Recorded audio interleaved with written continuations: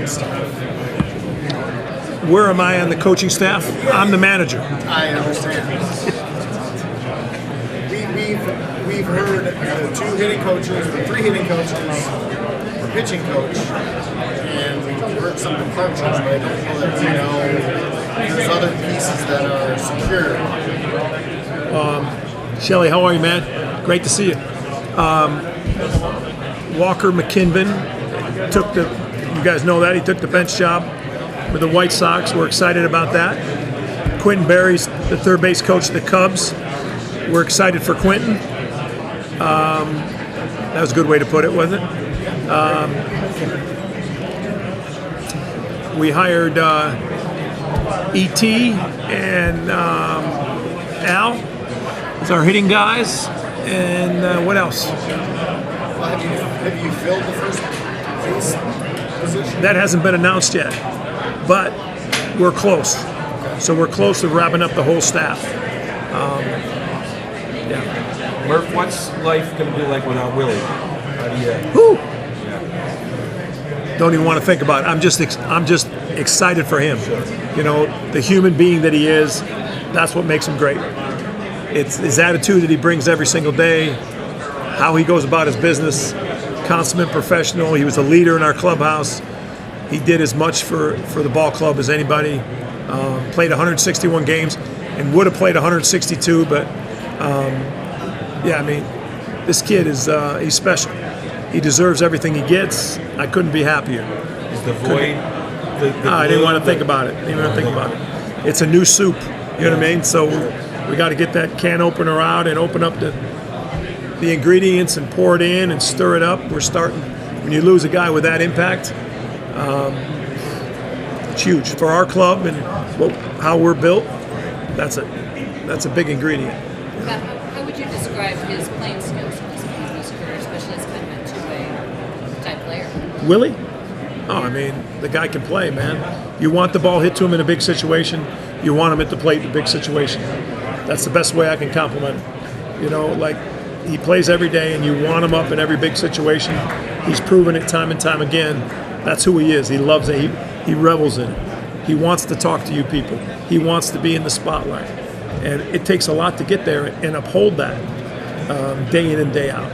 So I can't say enough about, who he is. Player skills are what they are. Everybody has strengths and weaknesses.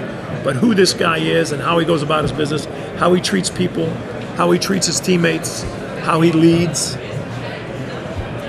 Big void. I mean, we've lost a lot. We lost Burns. We lost Hader in the recent years. But losing this guy, woo! Are you any further down the road to know how you'll move those pieces around? Yeah, I think as we get closer, I mean, you obviously know that there's an option, either Ortiz or putting Terang over. But I think it's one or the other. I mean, unless we acquire somebody that's better fit for that, because Joey played third base so well. What can you say?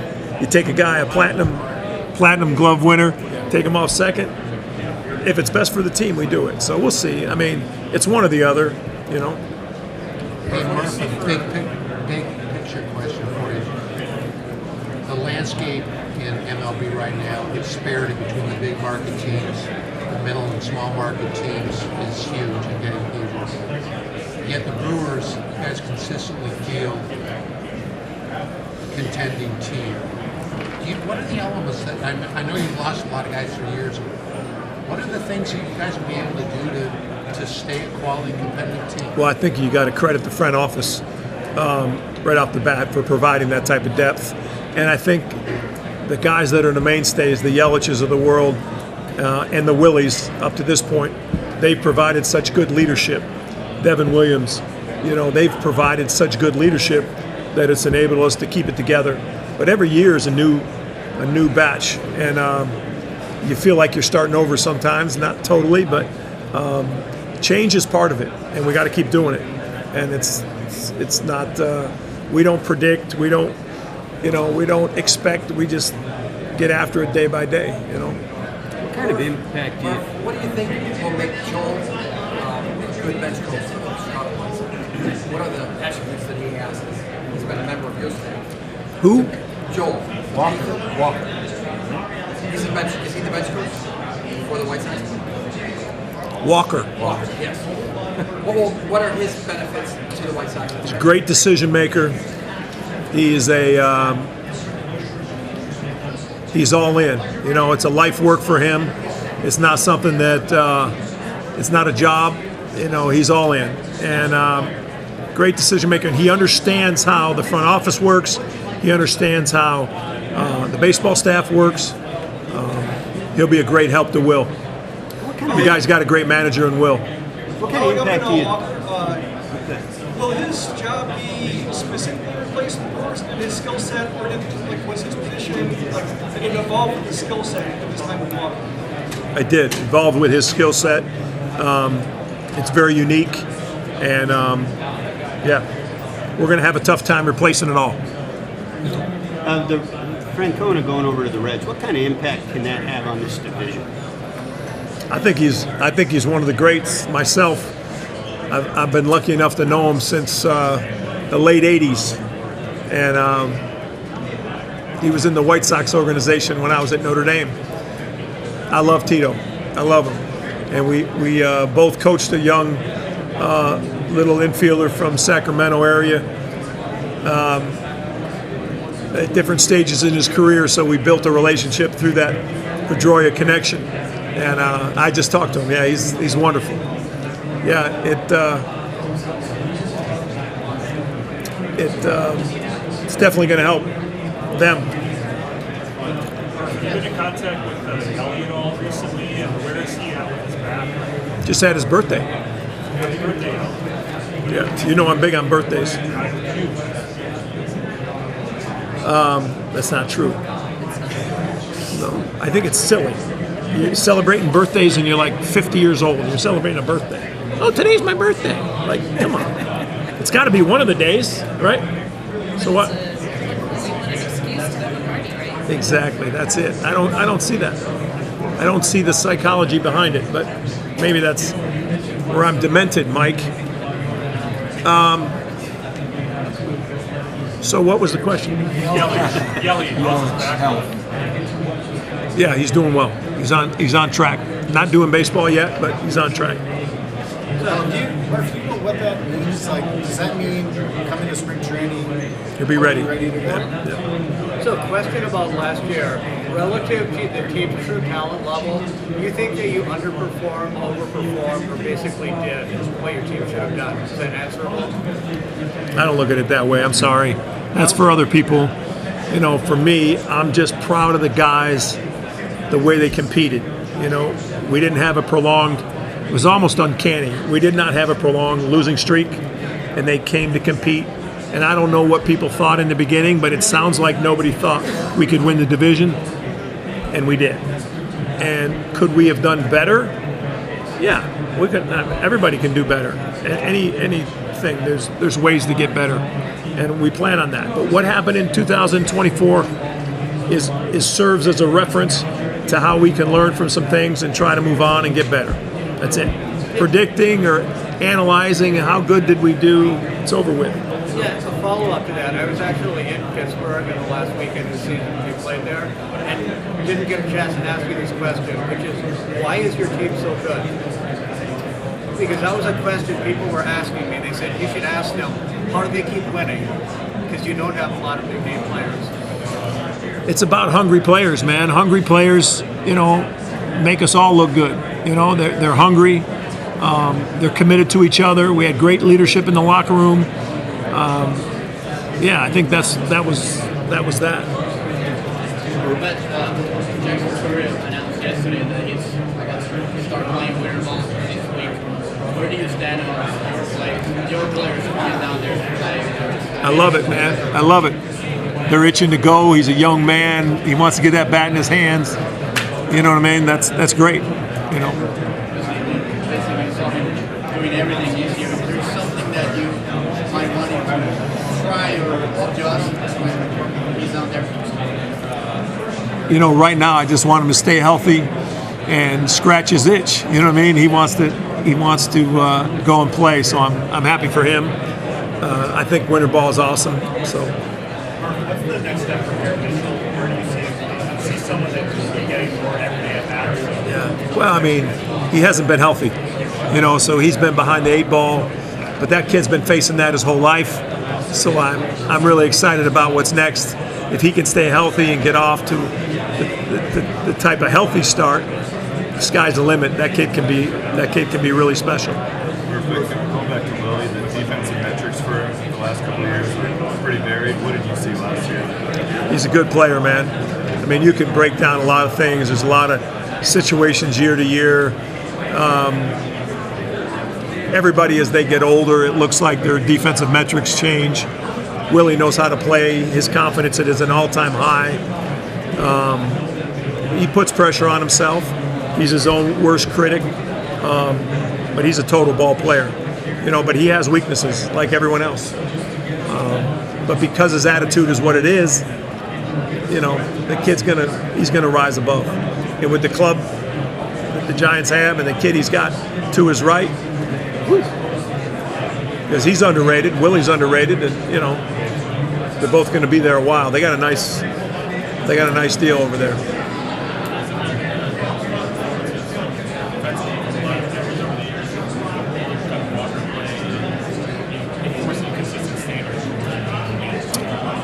Walker coached our catching framing, and that's a big part of the game. And you can really break it down, like the difference between a 1-1 count and a 1-2 count might be because of what the catcher does. Not always, but it might be. And it's turned out over time, it can be a very big part of the game. And he coached our framing and did a great job with it. Built his reputation that way.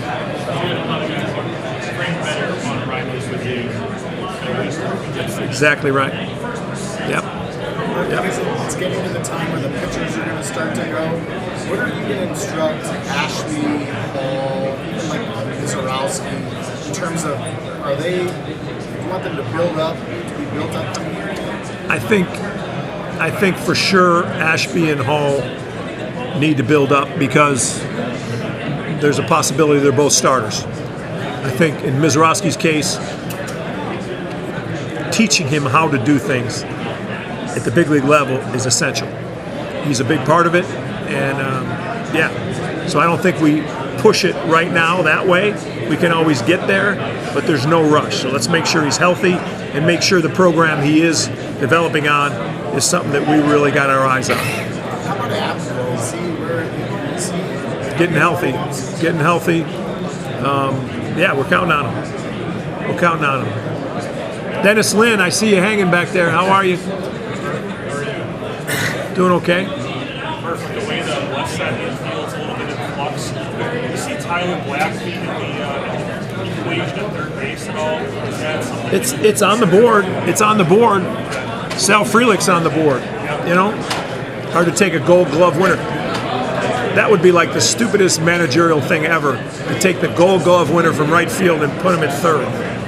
You know what I mean? But maybe because we worked him all spring there, maybe we'll just take another random guy and work him somewhere, then he'll win a Gold Glove at his original position. He was our third catcher.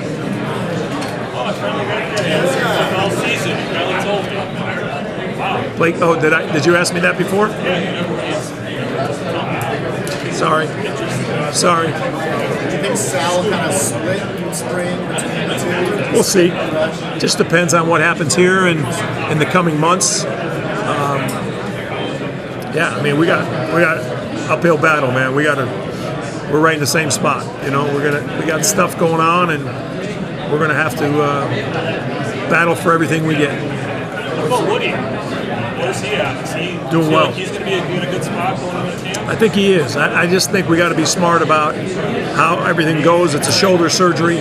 We can't expect him to come back the way he was, But I think that we're obviously dealing with a guy that knows how to do things, and he's going to want to push himself. But I think we've got to be very smart on how we handle it. But he will be throwing in spring training. Yeah, absolutely.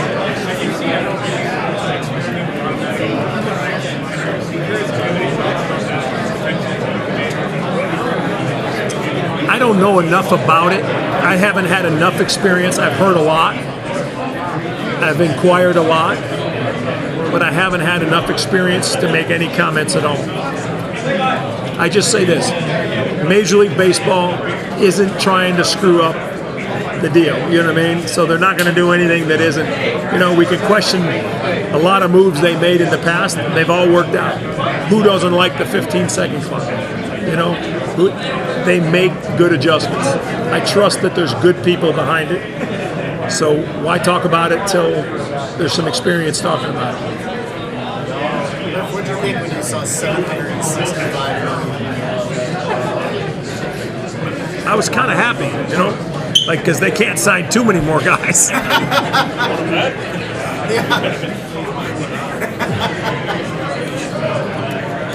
I just love to see guys like, I mean, they're playing to win, right? I mean, they're going after it, and it just kind of reminds you that that's what we're in. This is a deal where there's 30 clubs, and they're all trying to win, and they're all trying to do whatever it takes legally to do it. So when it gets to that kind of stuff, I can't relate, but it just reminds you like this is the greatest league in the world, you know. So I'm privileged to be part of it. Do you remember when you first started want to coach, want to be a manager? When did you first start that?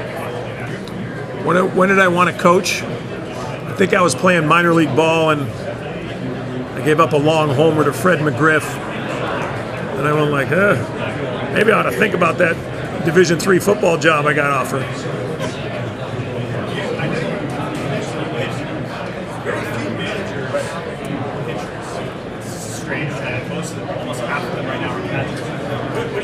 I caught my junior year in college, and the Giants wanted to make me a catcher as when I signed with them.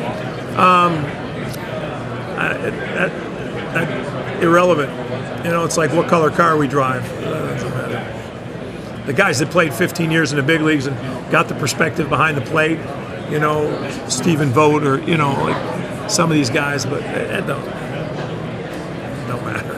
It's all random how you end up. I mean, how I ended up wanting to coach is I couldn't play anymore. You know what I mean? So I guess I could have still, but I mean, I started coaching so young.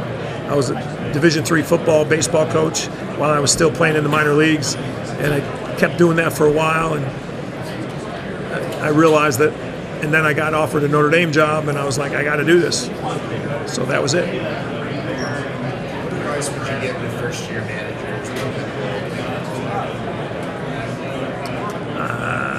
What advice would I give first-year managers? Buckle your chin strap. You know what I mean? It's a long season, and don't make it about you. I think that's number one. Don't make it about you. And if you can maintain that and check that every day, then I think you got a shot to at least understand it. I'm as I've said openly, and I'm not trying to be like super humble or anything. Like, I'm a long way from where I want to be as a coach, even at my age. You know, like, you want to keep growing. You want to keep getting better. You want to keep learning. You know, you want to handle this all right because you want to help those people you're around, you know, grow.